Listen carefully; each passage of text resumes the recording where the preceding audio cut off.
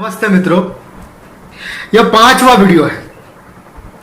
थियोसॉफर एक नया शब्द है, यह हमने इजाद किया है। इस दुनिया में कुछ विचारक चिंतक ऐसे हुए जिन्हें दार्शनिक नहीं कहा जा सकता, फिलोसोफर नहीं कहा जा सकता। जैसे कि हमने ओशो के विषय में पहले प्रकरण में कहा है, ओशो फिलोसोफर नहीं थे। तो किसी श्रेयार्थी ने पूछा कि तो उन चिंतकों को क्या कहें।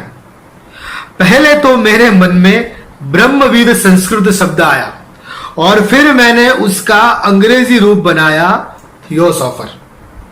कृष्णमूर्ति को आप फिलोसोफर नहीं कह सकते, तो मैं उन्हें मजाक में थियोसॉफर कहता था। रमन महर्षि या जॉर्ज आइवेनोविच गुरजिएफ को भी हम थियोसॉफर ही कह सकते हैं। एक प्राचीन थियोसॉफर बुद्धविद है। मेरे लिस्ट में तो अस्तित्ववादी फिलोसोफर भी फिलोसोफर ना होकर थियोसॉफर है, और इसमें अनेक थियोसॉफर समाहित है जो सिलसिला कांड तक जाता है। दरअसल यह परिभाषा मैंने उन फिलोसोफरों के लिए इजाद की थी जो तर्क और बुद्धि, शब्द और भाषा का उपयोग तो अच्छी तरह से करते हैं, लेकिन उनका उद्देश्य बुद्धि और शब्दों की मर्यादा बताना होता है। थियोसॉफरों की बुद्धि तर्क की मर्यादा और उनकी भाषा शब्दों की सीमा दिखाने के लिए इस्तेमाल हुई। हमारे यहां एक शब्द है थियोसॉफी। थियो का अर्थ परम तत्व, ब्रह्म या आध्यात्मिक होता है, और सोफिया शब्द का अर्थ ज्ञान है। तो थियोसॉफी को ब्रह्म विद्या, तत्व ज्ञान या अध्यात्म विद्या कहा जाता है। इस लिहाज से थियोसॉफर का अर्थ हुआ ब्रह्म ज्ञानी, संबुद्ध, रहस्यदर्शी आदि। इसके लिए मिस्टिक शब्द प्रचलित है, लेकिन यहां सिर्फ मिस्टिक से काम नहीं चलेगा। मिस्टिक तो रामकृष्ण भी है, लेकिन थियोसॉफर रमन है। मिस्टिक तो योगी होता है, वो विचारक या वक्ता ना भी हो। थियोसॉफर एक किस्म के फिलोसोफर होते हैं जो फिलोसॉफी का विरोध करते हैं। जैन एंटी फिलोसॉफी है, जैन गुरु थियोसॉफर है। तो ओशो भी उन्हीं में से एक थियोसॉफर थे, बल्कि सबसे बड़े थियोसॉफर थे जिनके बारे में हम बात कर रहे हैं। इस अंतिम घड़ी में ओशो को कुछ अन्य आयामों से समझने का प्रयास करेंगे। तो शुरू करते हैं एक नई यात्रा। पहला मुद्दा यह है कि ओशो के विषय में यहां हमने जो भी कहा उसका आधार क्या है। तो हमने दूर रहकर ओशो का दार्शनिक विश्लेषण करके ये नहीं कहा, वरन ओशो में गहरे उतरकर अध्ययन के साथ अनुभव के आधार पर यह सब जाना है। क्या संबंध है हमारा ओशो के साथ या हमारा ओशो कनेक्शन, इस विषय को हम एक रोचक तरीके से यहां आगे आपको समझाएंगे। मेरे प्रिय आत्मन, आपके भीतर बैठे परमात्मा को मेरे प्रणाम स्वीकार करें। यह संबोधन और यह आवाज अविस्मरणीय है। उसका एक असर था जो आज भी ओशो के श्रावकों में एक अलग रूप में बरकरार है। ओशो की शैली में ही हम आज के विषय का आरंभ करें तो एक छोटी सी कहानी से वह अपनी बात शुरू करता हूं। कथा का शीर्षक है बोधि, एक व्यक्ति। कथा का हेतु यह है कि हम ओशो के विषय में जो भी कह रहे हैं, जो हम समझे हैं, उसे आपके साथ साझा कर रहे हैं। उसका आधार क्या है यह स्पष्ट करना। दरअसल यह कहानी एक सत्य घटना से प्रेरित है जिसमें एक व्यक्ति के चरित्र का शाब्दिक चित्रण किया गया है। बोधि, पूरा नाम स्वामी बोधि जावेद, सन 1990, पालावासना, महसाना, उत्तर गुजरात, पश्चिम भारत स्थित ओशो मनन नियो संन्यास कम्युन एक रजनीश आश्रम में ओशो मनोनीत भारतीय धर्मदूत स्वामी आनंद स्वभाव से 7-8 वर्ष की आयु में संन्यास दीक्षा धारण करने पर यह नाम दिया गया था उसे। इसी स्थान पर प्रथम ध्यान शिविर के दौरान उस वक्त के फैसिलिटेटर शिविर संचालक स्वामी आनंद स्वभाव ने बालक के रूप में उसके भीतर छिपे बोधि भाव को जान लिया था शायद, जिसके कारण उन्होंने एक सुबह उसके पिता के साथ उसे बुलाकर ओशो की एक छवि भेंट की थी, जिस पर उन्होंने अपने हाथों से बोधि को संबोधित करते हुए कुछ प्यारे शब्द लिखे थे। यह उसके ध्यान प्रयोगों में डूब जाने के स्वभाव को देखकर, ध्यान में उसके तन्मय तद्रूप हो जाने को देखकर उसे दिया गया उपहार था। उस वक्त उसे पता नहीं था कि वो अपने मन के निर्माण के पूर्व ही उसके विसर्जन के तरीके सीख रहा था। वो ध्यान में डूब जाता था, एक रूप हो जाता था। यह सब उसकी बेहोशी में या उसके अवचेतन में घटित हो रहा था। उसे नहीं पता था कि वो जो कर रहा था वे ध्यान प्रयोग गहरे मनोविज्ञान के उपचार अर्थात साइकोथेरेपीज या मनोपचार थे। कोई मनोरोग पैदा ही नहीं हुआ था और वो मनोपचार कर रहा था। मन ही निर्माणाधीन था और मनोलय के प्रयोग शुरू हो गए। उसने कम्यून में सिखाए जाने वाले सारे ध्यान प्रयोगों में उन आध्यात्मिक रहस्यानुष्ठानों में बढ़ चढ़कर हिस्सा लिया और उसमें खूब डूबकर ध्यान और नृत्य किया। वहां प्रवचन सुनाए जाते थे, वो भी बोधि मुग्ध भाव से बिना समझे अचेत अवस्था में सुनता रहता। ओशो की वो आवाज उसके जहन में उतर चुकी थी, मानो उसकी अंतरात्मा का निर्माण हो रहा था। इस वजह से उसका मन पूरा कम्यून में डूब जाता, आश्रममय बन जाता। इसके फलस्वरूप वो 3 दिनों के बाद शिविर का समापन होने पर भी उस स्थल को छोड़ना नहीं चाहता था। शिविर के बाद उसका मन घर, पाठशाला या मित्रों में नहीं लगता था। उसके पिता के साथ से वो बार बार उन ध्यान शिविरों में जाता रहा, नाचता और ध्यान करता रहा। दीक्षा के पश्चात कुछ दिन बाद बाय पोस्ट उसे यह नाम मिला था, स्वामी बोधि जावेद।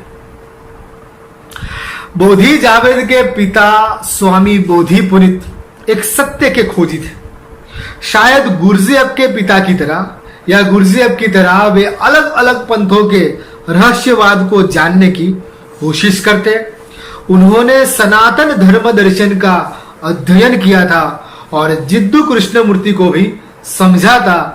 इस बीच अनेक धार्मिक मत पंथ और विचार संप्रदायों का, संत मत, नाथ पंथ, बौद्ध विचार आदि का भी उन्होंने अनुभव प्राप्त किया था और अध्यात्म की इन सभी धाराओं का उन्हें इल्म था। साधना पथ के अनुभवी पिता का पुत्र बोधि धीरे धीरे यह सब समझने लगा था। बोधि ने वो सब समझा जो पिता ने उसे दिखाया। दोनों मित्रों की भांति सत्संग करते थे। बोधि एक आधुनिक सन्यासी की तरह जिया था। उसकी परवरिश, उसका बचपन एक नए आध्यात्मिक माहौल में हुए थे। बोधि अलग था शुरू से। बोधि का एक मित्र था चैतन्य। चैतन्य भी उसी कम्यून से दीक्षित हुआ सत्य का खोजी और ओशो सन्यासी था जो अपने एक मित्र के माध्यम से बोधि तक पहुंचा। चैतन्य सवाल करता और बोधि उत्तर देता। दोनों एक ही उपनगर में रहते थे। वे चलते रहते दूर तक और उनकी बातें खत्म नहीं होती थी। खेतों में, पेड़ों के नीचे दोपहर और रास्तों की बत्तियों के तले रातों में वे पहले अलग अलग किताबें पढ़ते, उस पर चर्चा करते और बाद में बोधि के लिखे दिन भर के विचार जो उसने शब्दों में उतारे होते, चैतन्य उसे पढ़ता, उस पर हर शाम चर्चाएं हुआ करती थी। चैतन्य रोज ओशो के प्रवचन सुनता और बोधि उसे उन पर उठे सवालों के जवाब देता। साथ में बोधि उसे किसी मुद्दे का विरोध करना और तर्क करना सिखाता था। उनके और दो मित्र भी थे जो इस सत्य संघ का हिस्सा थे, कांट और मार्क्स। यह नाम उन दोनों ने एक दूसरे को दिए थे। उनके नाम कुछ और ही थे। और एक मित्र था मिस्टर क्लो, जिसे क्ला भी कहा जाता था। कुछ और भी सत्संगी मित्र थे इस आध्यात्मिक विचारक मंडली के। बोधि अपने पास आए किसी भी खोजी को सबसे पहले ओशो ध्यान प्रयोग और प्रवचन का अनुभव लेने और अध्ययन करने को कहता। ध्यान शिविर का अनुभव हो तभी आगे बात हो सकती थी। बोधि के और भी दोस्त थे जो विचारक थे, कोई साम्यवादी, कोई बौद्ध, कोई गांधीयन, कोई आम्बेडकरिस्ट, कोई वेदांती, कोई आर्य समाजी, कोई मुस्लिम, ईसाई, पारसी, सिख, हर धर्म और मजहब के, कोई नास्तिक, कोई आस्तिक। सभी प्रकार के विचार के व्यवहारिक रूप इन मित्रों में छिपे थे। लेकिन बोधि और चैतन्य ओशो संस्कार, जो कि संस्कारों के उस पार की बात कर रहा था, उसके कारण खुद के अतिरिक्त किसी को नहीं मानते थे, हमेशा तटस्थ रह सकते थे। ओशो के अतिरिक्त रमन, गुरजिएफ और खास तौर पर कृष्णमूर्ति की ओर उनका रुझान हुआ था। लेकिन फिर अस्तित्ववाद और पाश्चात्य दर्शन तक पहुंचकर उन्हें ओशो ही उन सब में बढ़िया लगे थे। उन्होंने ओशो को दिल से पिया ही नहीं, दिमाग से भी उन्होंने जिया था। ओशो में दोनों पलटू और दरिया तक ही नहीं, सार्त्र, कामू, नित्से तक भी गए थे। बोधि ने और चैतन्य ने साथ मिलकर अनेक ध्यान प्रयोग, साइकोथेरेपी और साधना के अनुभव किए। मित्रों, असल में यह कहानी मेरी और स्क्रिप्ट राइटर की है। मैं चैतन्य हूं और बोधि स्क्रिप्ट राइटर। मैंने सन 2003 में ओशो के धर्मदूत स्वामी आनंद स्वभाव जी से दीक्षा ली। बोधि अर्थात स्वामी बोधि जावेद स्क्रिप्ट राइटर, दार्शनिक कर्दम आचार्य का दीक्षा का नाम। आध्यात्मिक पत्रकारिता के तहत और हमारे साधना काल में हमने अनेक पंथों का अवगाहन किया था। गुरजीएफ की तरह हम हर रहस्यवादी संघ से जुड़ते और तटस्थ रहकर उसका मूल्यांकन करते तथा अनुशासन पूर्वक वहां जो भी सिखाया जाए उसे सीखते। इसी सिलसिले में हम ओशो कल्ट में प्रविष्ट हुए। बाकायदा संन्यास लेकर वहां जो बोला गया वो हमने सब किया। आखिर में उसका जो सार निकला, उसके आधार पर यह 5 प्रकरण अस्तित्व में आए। मैंने तो 2 मठों के अर्थात शारदा एवं ज्योतिषपीठ के वर्तमान शंकराचार्य स्वामी स्वरूपानंद सरस्वती जी महाराज श्री से भी मंत्र दीक्षा प्राप्त की थी। बोधि भी निर्वाण पीठ के महामंडलेश्वर से जुड़े थे और हम दोनों ही निरंजन पीठाधीश्वर आदि सन्यासियों से भी अध्यात्म जगत में बहुत कुछ सीखे थे। तो आखिर में इन सब के बाद आज अध्यात्म के संदर्भ में कृष्णमूर्ति सहित ओशो हमें संपूर्ण लगे। तो इस अनुभव के आधार पर बतौर ओशो सन्यासी हमने ओशो के विषय में जो समझा वो आपके साथ शेयर किया। यह इस श्रृंखला का अंतिम प्रकरण है जिसमें हम बहुमुखी प्रतिभा ओशो के अन्य कुछ रूपों को समझने का प्रयास करेंगे। दूसरा मुद्दा, थियोसोफर ओशो की थियोसॉफी को समझने के प्रयास में अब हम ओशो के ही एक प्रवचनांश से इस बात का आरंभ करते हैं। मरो हे जोगी मरो। प्रवचन संख्या 1 में ओशो कहते हैं, महाकवि सुमित्रा नंदन पंत ने मुझसे एक बार पूछा कि भारत के धर्माकाश में वे कौन से 12 लोग हैं मेरी दृष्टि में जो सबसे चमकते हुए सितारे हैं। मैंने उन्हें सूची दी। कृष्ण, पतंजलि, बुद्ध, महावीर, नागार्जुन, शंकर, गोरख, कबीर, नानक, मीरा, रामकृष्ण, कृष्णमूर्ति। सुमित्रा नंदन पंत ने आंखें बंद कर ली, सोच में पड़ गए। सूची बनानी आसान भी नहीं है, क्योंकि भारत का आकाश बड़े नक्षत्रों से भरा है। किसे छोड़ो और किसे गिनो। वे प्यारे व्यक्ति थे, अति कोमल, अति माधुर्यपूर्ण, स्त्रैण। वृद्धावस्था तक भी उनके चेहरे पर वैसी ही ताजगी बनी रही जैसी बनी रहनी चाहिए। वे सुंदर से सुंदरतम होते गए थे। मैं उनके चेहरे पर आते जाते भाव पढ़ने लगा। उन्हें अड़चन भी हुई थी। कुछ नाम जो स्वभावतः होने चाहिए थे नहीं थे। राम का नाम नहीं था। उन्होंने आंखें खोली और मुझसे कहा, राम का नाम छोड़ दिया है आपने। मैंने कहा, मुझे 12 की सुविधा हो चुनने की तो बहुत नाम छोड़ने पड़े। फिर मैंने 12 नाम ऐसे चुने हैं जिनकी कुछ मौलिक देन है। राम की कोई मौलिक देन नहीं है, कृष्ण की मौलिक देन है। इसलिए हिंदुओं ने भी उन्हें पूर्णावतार कहा है, राम को नहीं कहा। उन्होंने फिर मुझसे पूछा, तो फिर ऐसा करे 7 नाम मुझे दे। अब बात और कठिन हो गई थी। मैंने उन्हें 7 नाम दिए। कृष्ण, पतंजलि, बुद्ध, महावीर, शंकर, गोरख, कबीर। उन्होंने कहा, आपने जो 5 नाम छोड़ दिए वे किस आधार पर? मैंने कहा, नागार्जुन बुद्ध में समाहित है। जो बुद्ध में बीज रूप था उसी को नागार्जुन ने प्रकट किया है। नागार्जुन ने प्रकट किया है, नागार्जुन छोड़े जा सकते हैं। और जब बचाने की बात हो तो वृक्ष छोड़े जा सकते हैं, बीज नहीं छोड़े जा सकते, क्योंकि बीज से फिर वृक्ष हो जाएगा। जहां बुद्ध पैदा होंगे वहां सैकड़ों नागार्जुन पैदा हो जाएंगे, लेकिन कोई नागार्जुन बुद्ध को पैदा नहीं कर सकता। बुद्ध तो गंगोत्री है, नागार्जुन तो फिर गंगा के रास्ते पर आए हुए एक तीर्थ स्थल है, प्यारे है। अगर छोड़ना हो तो तीर्थ स्थल छोड़े जा सकते हैं, गंगोत्री नहीं छोड़ी जा सकती। ऐसे ही कृष्णमूर्ति भी बुद्ध में समा जाते हैं। रामकृष्ण कृष्ण में सरलता से लीन हो जाते हैं। मीरा, नानक कबीर में लीन हो जाते हैं। जैसे कबीर की ही शाखाएं हैं। जैसे कबीर में जो इकट्ठा था वह आधा नानक में प्रकट हुआ और आधा मीरा में। नानक में कबीर का पुरुष रूप प्रकट हुआ है, इसलिए सारा सिख धर्म क्षत्रिय का धर्म हो गया, योद्धा का तो आश्चर्य नहीं है।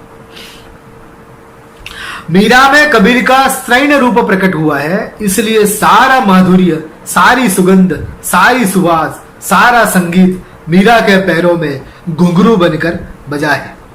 मीरा के एक तारे पर कबीर की नारी गाई है, नानक में कबीर का पुरुष रूप बोला है। दोनों कबीर में समाहित हो जाते हैं। इस तरह मैंने 7 की सूची बनाई। अब उनकी उत्सुकता बहुत बढ़ गई थी। उन्होंने कहा, और अगर 5 की सूची बनाई जाए तो? मैंने कहा, काम मेरे लिए कठिन हो गया है। मैंने यह सूची उन्हें दी। कृष्ण, पतंजलि, बुद्ध, महावीर और गोरख।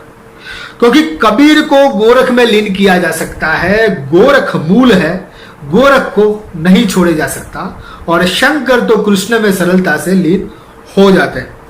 कृष्ण के ही एक अंग की व्याख्या है, कृष्ण के ही एक अंग का दार्शनिक विवेचन है। तब तो वे बोले, बस एक बार और अगर 4 ही रखने हो तो मैंने कहा, कृष्ण, पतंजलि, बुद्ध और गोरख।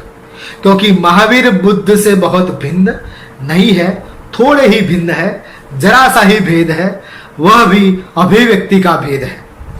बुद्ध की महिमा में महावीर की महिमा लीन हो सकती है। वह कहने लगे, एक बार और अब 3 व्यक्ति चुने। तब मैंने कहा, अब असंभव है। अब इन 4 में से किसी को भी छोड़ा नहीं जा सकता। मैंने उन्हें कहा, जैसे 4 दशाएं हैं ऐसे ये 4 व्यक्तित्व है। जैसे काल और क्षेत्र के 4 आयाम है, ऐसे ये 4 आयाम है। जैसे परमात्मा की हमने 4 भुजाएं सोची है, ऐसी ये 4 भुजाएं हैं। ऐसे तो एक ही है, लेकिन उस एक की 4 भुजाएं हैं। अब इनमें से कुछ छोड़ना तो हाथ काटने जैसा है, यह मैं न कर सकूंगा। अभी तक मैं आपकी बात मानकर चलता रहा, संख्या कम करता रहा, क्योंकि अभी तक जो अलग करना पड़ा वह वस्त्र था, अब अंग तोड़ने पड़ेंगे। अंग भंग मैं न कर सकूंगा, ऐसे हिंसा आप न करवाए। तो यह थे ओशो। ओशो स्वयं की दृष्टि में कृष्ण, पतंजलि, बुद्ध और गोरख का सुभग समन्वय है। ओशो 4 से आगे नहीं जाते, लेकिन बोधि 4 से शुरू करते हैं।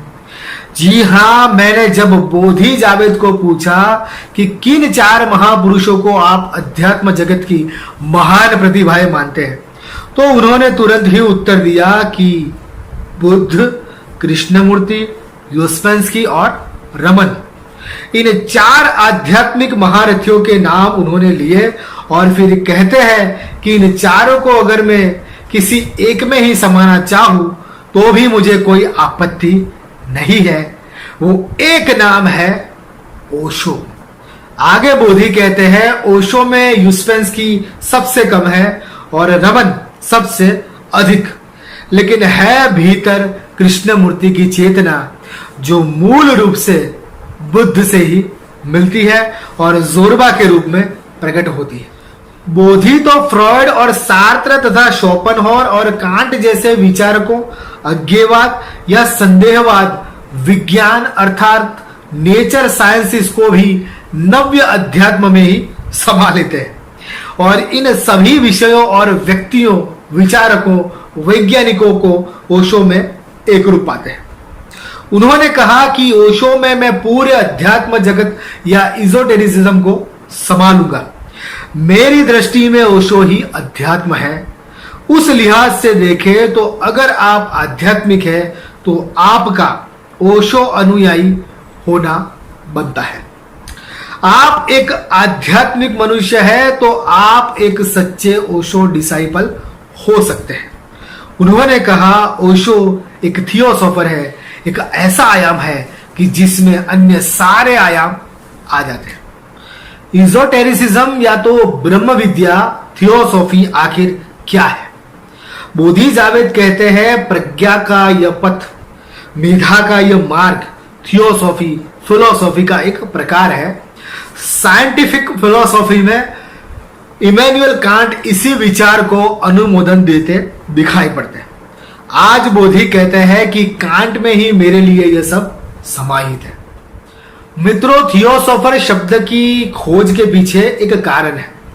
खास तौर पर 20वीं सदी के विशिष्ट आध्यात्मिक चिंतक या गुरु रमन, अरविंद, कृष्णमूर्ति, रजनीश या पश्चिम में यूस्पेंस्की, गुरजिएफ, ब्लेवेट्स्की के थियोसोफिस्ट, बेसेंट, ऑलकॉट आदि और पूर्व के छोग्यम तुरुंगपा, डीडी सुजुकी या पूर्व और पश्चिम के भेद जहां तिरोहित हो जाते हैं, ऐसे एलन वॉट्स, अल्डस हक्सली आदि इन सब ने अध्यात्म के नाम पर धर्म और बुद्धत्व की व्याख्या में एक परिवर्तन किया। 20वीं सदी के विचार जगत की यह बात है, वह संक्रांति काल रहा, एक क्रांति काल रहा। उस समय धर्म ने अपनी व्याख्या में बड़ा बदलाव किया। इसके पीछे दूर कहीं डार्विन कारणभूत है। खैर, वह एक अलग चिंतन का विषय है जिस पर फिर कभी जिज्ञासुओं के साथ बात होगी, लेकिन यहां इतना ही कि यह सब ओशो नाम में समा जाता है। इस प्रकार इस विज्ञान युग में अध्यात्म भी बौद्धिक रूप में ही स्वीकृत होने लगा। इसका एक ठोस रूप हमें इन थियोसोफरों को जानकर मिलता है। सरल रूप में कहे तो इन्हें धर्म चिंतक कह सकते हैं। जे कृष्णमूर्ति की पुस्तकें देखें, उस पर किताबों का विषय धर्म दर्शन, रिलीजन फिलोसॉफी लिखा होता है। ओशो विश्व में अध्यात्म गुरु की तरह प्रसिद्ध है वे एक थियोसॉफर है जैसे कृष्णमूर्ति।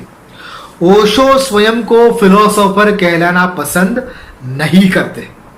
इन्हें मिस्टिक, रहस्यदर्शी, योगी, ज्ञानी, संबुद्ध रहस्यदर्शी जो कहे, आधुनिक धर्म चिंतन के क्षेत्र में सबसे प्रभावक विचारक है ओशो। तीसरा मुद्दा, आज के ओशो जगत के विषय में हमारा मत पूछा गया है और ओशो की धरोहर को बचाने के आंदोलन के विषय में भी हमारी राय जानने की इच्छा व्यक्त की गई है। तो इस विषय में हमारा मत बिल्कुल ही अलग है। ओशो की धरोहर क्या है यह हम यहां स्पष्ट कर चुके हैं, उसे ठीक तरीके से समझे, यही हमारी नम्र गुजारिश है। हम जिस तरह से समझे हैं, हमने ओशो की जो अनुभूति की है उसके लिए हम जिम्मेवार है और अन्य किसी विषय में हमारी कोई दिलचस्पी नहीं है। ओशो का एक प्रसिद्ध वचन है कि मैं क्या कह रहा हूं उसके लिए मैं जिम्मेवार हूं, तुम क्या समझ रहे हो उसके लिए नहीं। तो हमारा कहना है कि कोई ओशो को क्या समझकर बोल रहा है उससे हमारा कोई संबंध नहीं। हम ओशो को जिस तरह समझे हैं उसके लिए हम जिम्मेवार हैं। हमने ओशो के संबंध में यहां जो कहा उस विषय में आपको जो सवाल हो वो आप पूछ सकते हैं, इसके लिए हम स्वयं को उत्तरदायी मान रहे हैं। बाकी बहुत से सवाल आते हैं, किसी ने आनंद शिला के बारे में पूछा तो किसी ने आनंद जयेश के विषय में पूछा है। हम कहेंगे कि अमृता प्रीतम को पढ़ो, खुशवंत सिंह को पढ़ो। देखिए, महामानव उस फुमारे की तरह होते हैं जिसके नजदीक में सब सूखा रह जाता है लेकिन दूर जमीन भीगी होती है। यह दिया तले अंधेरा जैसी बात है, लेकिन बहुत सी लो प्रज्वलित हुई है। उन्हें देखने की दृष्टि अगर विकसित हुई हो तो आप यह समझ पाएंगे। हमारा ओशो को जीने और पीने का पूरा दृष्टिकोण अलग है और अगर इसे समझने का सामर्थ्य आप में है तो हम जिस ओशो जगत की बात कर रहे हैं उसमें हम आपका स्वागत करते हैं। हमें किसी ओशो सन्यासी से ना राग है और ना ही द्वेष। हमें किसी से कोई मतलब नहीं और ना हमारी उनके बारे में कोई राय है। ओशो विचार क्या है यह समझने की जिन्हें जिज्ञासा है और एक नए ही मन से, नई दृष्टि से जो ओशो को समझना और पाना चाहता है उनके लिए हमारे द्वार खुले हैं। सारे विरोधाभासों और विवादों से मुक्त ओशो का एक स्पष्ट रूप है जो हम समझाते हैं और उसके लिए कुछ निश्चित चरण हैं जो हम आपको बताते हैं। सबसे पहले आपको एक ध्यान शिविर का अनुभव लेना है। उन ध्यान प्रयोगों को करना है जो ओशो द्वारा निर्दिष्ट है। उसके साथ आपको ओशो के सभी प्रवचन सुनने हैं ध्यान से, बिना किसी मीडिएटर को बीच में लाए। इसी अनुभव और अध्ययन से गुजरने के बाद हम सहचिंतन करेंगे और उस सह यात्रा में सम्मिलित होकर हम आगे की बात करेंगे। इतना ही कह सकते हैं। चौथा मुद्दा, हमने ओशो की देशना और उनके दर्शन को 5 प्रकरणों में प्रस्तुत करने का एक प्रयास किया। ओशो के हमें समझ में आए 5 मुख्य रूपों का हमने इसमें वर्णन किया। यह इस श्रृंखला की अंतिम कड़ी है और इसके डिस्क्रिप्शन बॉक्स में आपको अन्य 4 प्रकरणों की लिंक भी मिल जाएगी। इनको गौर से सुने, ध्यान से देखें और उस पर विचार करें, उसे समझें। इन्हें बार बार देखें और बार बार इस पर मनन करें। सबसे पहले पहला प्रकरण जिसमें ओशो को एक परफॉर्मर कहा गया, दूसरे प्रकरण जिसमें उन्हें एक एथिस्ट के रूप में और तीसरे प्रकरण में ओशो को एक कैपिटलिस्ट के रूप में उन्हीं के शब्दों में प्रस्तुत किया गया। चौथे प्रकरण में ओशो के इजोटेरिक या आध्यात्मिक गुरु रूप को प्रस्तुत किया गया और इस 5वें वीडियो में उन्हें एक नई परिभाषा थियोसॉफर के रूप में प्रस्तुत किया गया। हमने अपनी तरह से पूरी कोशिश की कि इतने में समग्र ओशो दर्शन या उनके आध्यात्मिक चिंतन का संक्षिप्त सार प्रस्तुत करें। फिर भी शेष रह गई बातों को फिर कभी प्रस्तुत करेंगे। ओशो संबंधित इन प्रकरणों का अध्ययन करते हुए आपके मन में जो भी प्रश्न खड़े हो उन्हें आप हमें ईमेल के जरिए भेज सकते हैं, जिसका उत्तर देने का हम प्रयास करेंगे। पांचवा और अंतिम मुद्दा, ओशो सूत्र। ओशो की समग्र वाणी का सार मौन है। उनका एक एक शब्द निःशब्द की ओर इंगित करता है। ओशो के दर्शन का सार एंटी फिलोसॉफी है, थियोसॉफी है। उनका प्रत्येक विचार निर्विचार का महिमा मंडन है। ओशो कहते हैं कि बुद्धों को सही तरह से ना समझा जाए यह स्वाभाविक है, क्योंकि वे मन के उस पार की बात को मन की सीमा में समझाने का प्रयास करते हैं। और ओशो कहते हैं यह भी स्वाभाविक है कि जिसने शब्दातीत को जाना वो शब्दों में ढालने का निरर्थक प्रयास किए बिना भी नहीं रह सकता। मतलब थियोसॉफी हमेशा रहस्यमय विषय बना रहता है। निर्विचार के विचार और मौन के शब्दों को क्या कहें। हम क्या कह सकते हैं, ओशो के ही कुछ सूत्रों द्वारा इस श्रृंखला का समापन करते हैं। प्रस्तुत है ओशो सूत्र। जब भी कभी तुम्हें डर लगे, तलाशने का प्रयास करो और तुमको पीछे छिपी हुई मृत्यु मिलेगी। सभी भय मृत्यु के हैं। मृत्यु एकमात्र भय स्रोत है। तुम जीवन में तभी अर्थ पा सकते हो जब तुम इसे निर्मित करते हो। जीवन एक कविता है जिसे लिखा जाना चाहिए। यह गाया जाने वाला गीत, किया जाने वाला नृत्य है। किसी के साथ किसी भी प्रतियोगिता की कोई जरूरत नहीं है। तुम जैसे हो अच्छे हो, अपने आप को स्वीकार करो। जितनी ज्यादा गलतियां हो सके उतनी ज्यादा गलतियां करो। बस एक बात याद रखना, फिर से वही गलती मत करना और देखना तुम प्रगति कर रहे होगे। कैद के अलावा कुछ भी दुख नहीं है। तनाव का अर्थ है कि आप कुछ और होना चाहते हैं जो कि आप नहीं है। अपने मन में जाओ, अपने मन का विश्लेषण करो। कहीं ना कहीं तुमने खुद को धोखा दिया है। खुद में जीवन का कोई अर्थ नहीं, जीवन अर्थ बनाने का अवसर है। इस दुनिया में सबसे ज्यादा डर इस बात से लगता है कि दूसरे तुम्हारे बारे में क्या सोचते हैं। जैसे ही तुम भीड़ से डरना बंद कर देते हो, तुम भेड़ नहीं रह जाते, एक शेर बन जाते हो। तुम्हारे हृदय में एक जोरदार दहाड़ पैदा होती है, मुक्ति की दहाड़। एक आरामपूर्ण और सुविधाजनक जीवन वास्तविक जीवन नहीं है। जितना ज्यादा आरामपूर्ण उतना कम जीवंत। सबसे ज्यादा आरामपूर्ण जीवन कब्र में होता है। सवाल यह नहीं कि मृत्यु के बाद जीवन का अस्तित्व है या नहीं। सवाल यह है कि क्या तुम मृत्यु से पहले जीवित हो। अगर आप सच देखना चाहते हैं तो ना सहमति और ना असहमति में राय रखिए। आपके जैसा इंसान दुनिया में कभी नहीं होगा। दुनिया में अभी आपके जैसा दूसरा इंसान कहीं नहीं है और ना ही आपके जैसा कभी भविष्य में कोई होगा। कोई चुनाव मत करिए। जीवन को ऐसे अपनाइए जैसे वो अपनी समग्रता में है। जीवन ठहराव और गति के बीच का संतुलन है। उस तरह मत चलिए जिस तरह डर आपको चलाए। उस तरह चलिए जिस तरह प्रेम आपको चलाए। उस तरह चलिए जिस तरह खुशी आपको चलाए। सवाल यह नहीं कि कितना सीखा जा सकता है, इसके उलट सवाल यह है कि कितना भुलाया जा सकता है। अर्थ मनुष्य द्वारा बनाए गए हैं और चूंकि आप लगातार अर्थ जानने में लगे रहते हैं, इसलिए आप अर्थहीन महसूस करने लगते हैं। जैन एकमात्र धर्म है जो एकाएक आत्मज्ञान सिखाता है।